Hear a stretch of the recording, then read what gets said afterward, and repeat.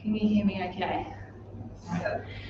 So, from my heart to yours, thank you so much for being here. I truly appreciate your time and your energy. It means a lot to me, your support here tonight. Everybody watching online, thank you so much for your time and energy. It is invaluable. And I'd like to acknowledge you all for taking the time out of your days to come here and support me. And the intro that you heard was from Back to the Future. And I'm going to bring that in now because what you have done by making a decision, and our lives are shaped by the decisions that we are making moment to moment, could possibly change your future. So by being here tonight.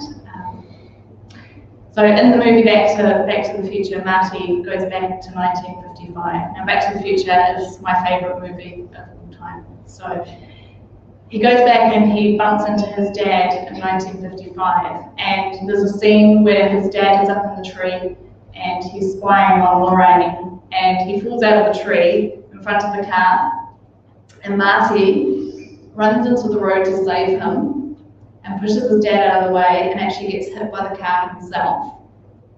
And then his future mum ends up falling in love with Marty, and he ends up starting to change his future, because you start seeing this photo of the family with the children disappearing. And I just want to say, this is a key point that I have in the back of my book, is that every moment matters, literally. Like what we are doing right now can change the projection of the future. So that brings me on to last year at the Financial Advisors Conference.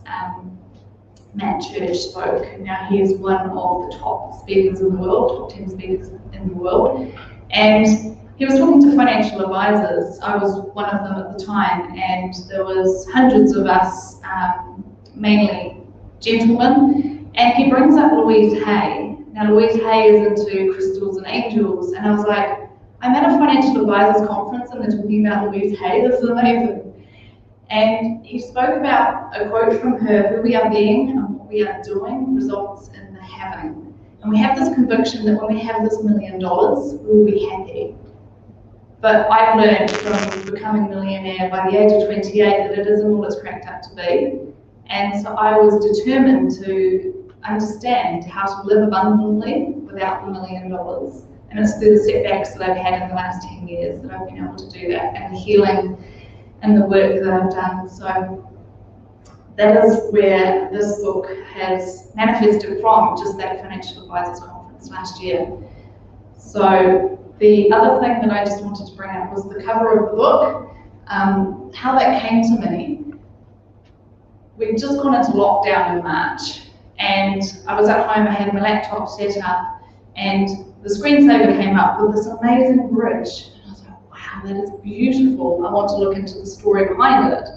So I looked into the story behind it, and that's what made me choose this cover.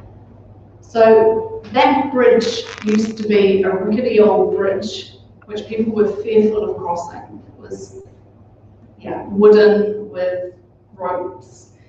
And so they decided to spend 300 silver coins to make the widest arc in the world at the time, so that people felt safe crossing this bridge. And this is what my message is in my book. I want to take away the fear that people live in, potentially, and with the widest arc of love, with this book, share the knowledge that I have accumulated over these last 10 years.